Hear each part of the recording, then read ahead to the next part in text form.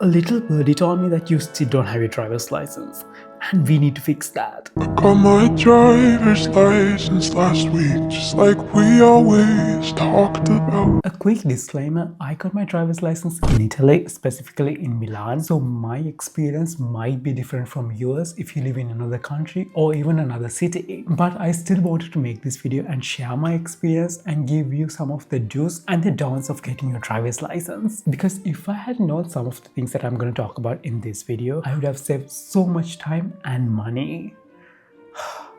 So much money. Trust me when I say I had the worst experience ever. It took me 2 years to get my driver's license, and I hope you don't have to wait that long. In theory, getting your driver's license in Italy is pretty straightforward. There's 2 exams, the written exam and the practical exam. Obviously, you have to pass both if you want to get your driver's license. But in reality, they are very difficult and very expensive. So don't fuck it up.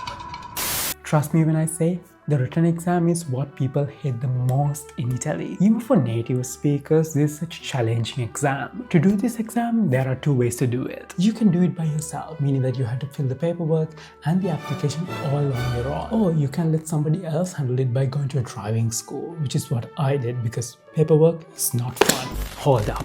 Before I continue any further, please do your research before you join a driving school. I had a horrible experience with the one that I went to. The receptionist was an all-Italian woman and she was so racist. She was very nice to me until I made the payment, and after that, it all broke loose. She kept me in the wait list for over a year, and then she made me pay for the medical test again because they expired. And I know for a fact she kept me in the waiting list on purpose because my neighbor and I, we joined that driving school at the same time, and that man had his license and I hadn't even done my exam yet. And guess what race he was?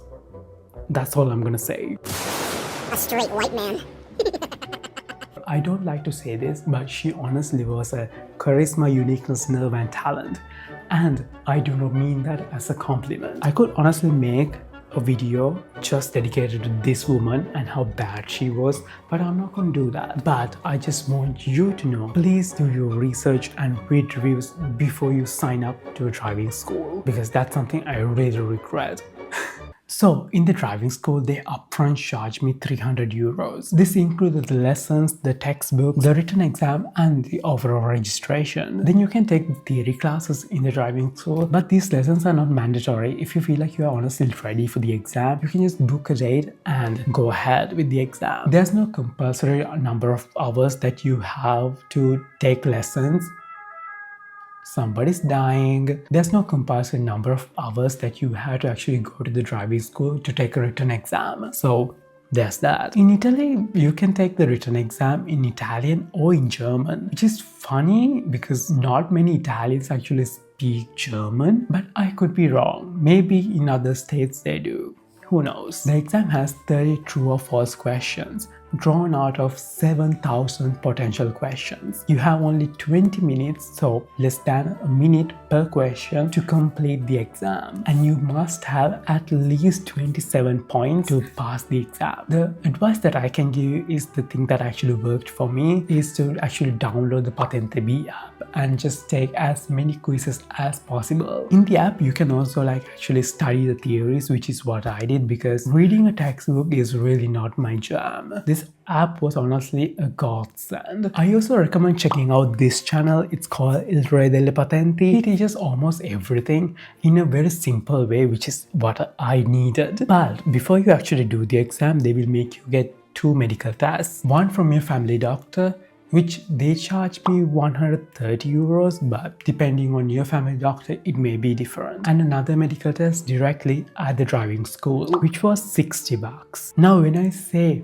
medical checkups, I say it with huge quotation marks. You know how kids would play around pretending to be doctors? That's what it was giving. They checked my blood pressure, asked if I can read a letter that is right in front of me, and asked if I'm breathing, and then they were like, do you want by cash or card? Bombastic side eye.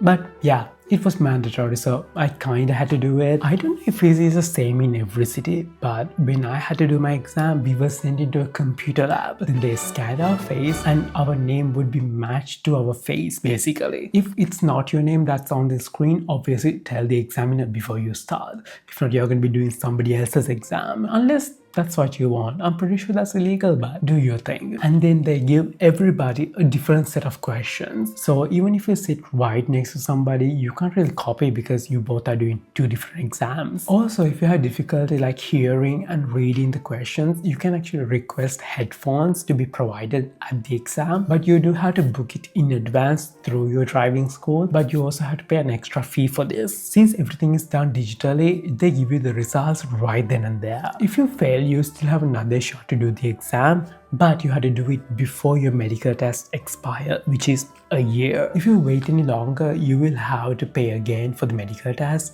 which is what happened to me. I actually failed my first attempt. I got 25 out of 30. It was very discouraging because I was so close, but I just had to remind myself that this is a very difficult exam for everybody. And I went back and I did it and I got 30 out of 30. So there's that. I was so happy, but then I remembered the hard part is just about to begin. It's time to learn how to drive.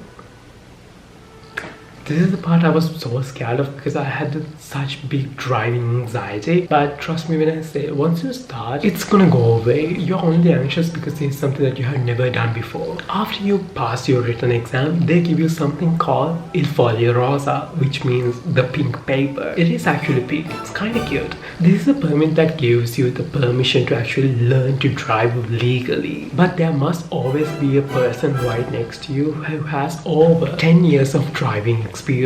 The permit is also valid only a year, so you have to finish your practical exam by then. You can also extend the validity of this permit, but I don't really recommend it because many driving schools don't actually do it.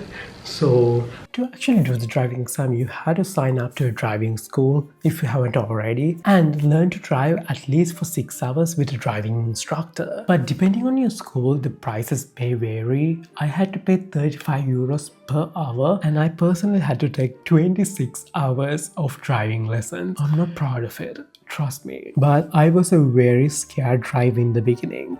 So yeah, this exam mainly focuses on driving on the road, obviously, the law and also the parking. The best advice I can give you is to take as many classes as you can, as often as you can. In the sense that if you take 2 classes 2 days apart in comparison to a week apart, you have a higher chance of actually understanding what the hell you're actually doing behind the wheel because you're fresh off the practice. I, on the other hand, I took like 1 lesson per week, which really backfired because I have a job and it was in the middle of the summer. I went to Paris. I also skipped a lesson because I wanted to go see Barbie movie.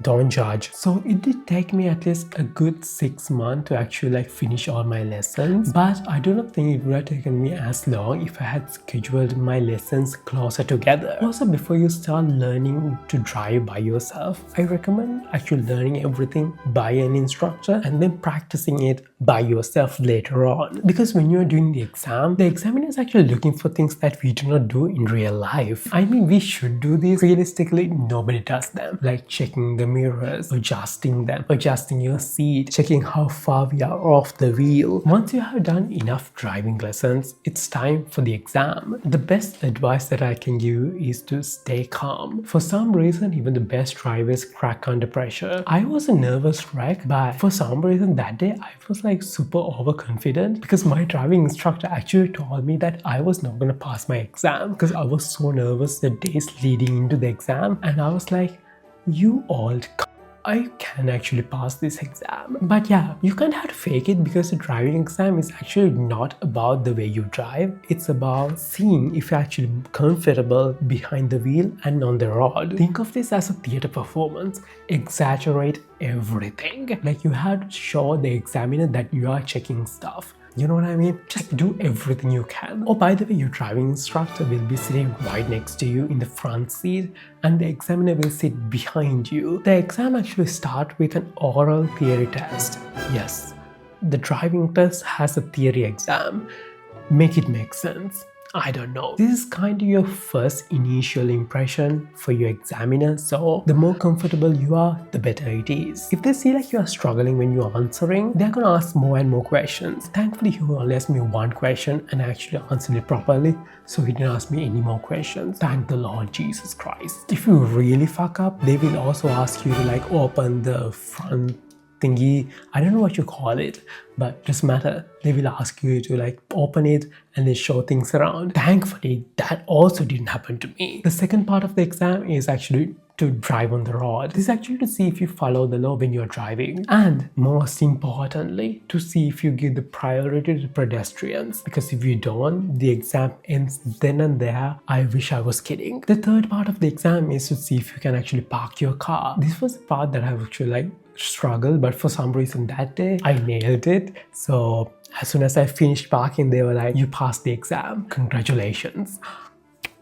I was so happy. And guess what? If you pass the exam, they give you the license right then and there. I thought I had to wait at least a week so that they can prepare my license, but they had it right then and there. So I was like, great, thanks. But if you don't pass and the examiner actually wants to see more from you, they might take you to the highway. If not, you're gonna fail and you can actually redo your exam later on, but you had to do it before your permit actually expires again in a year. I forgot to give a price breakdown, so here it is. Obviously, I had to pay extra because of what that woman did, so keep that in mind. So in total, I paid 1,700 euros. So that is everything I wish I knew before I started on this getting my driver's license journey in Italy. I hope this video was actually helpful to you so that you can avoid some of the chaos that I went through. And if you have any questions, just comment them down below and I will answer them for the best of my abilities. And good luck if you're actually trying to get your license. I know it's a scary thing, but it's honestly such a liberating thing when you actually have your license. Anyways, thank you for watching. Like this video if you liked it and subscribe if you can, because it really helps me out, and I will see you in my next video. Bye.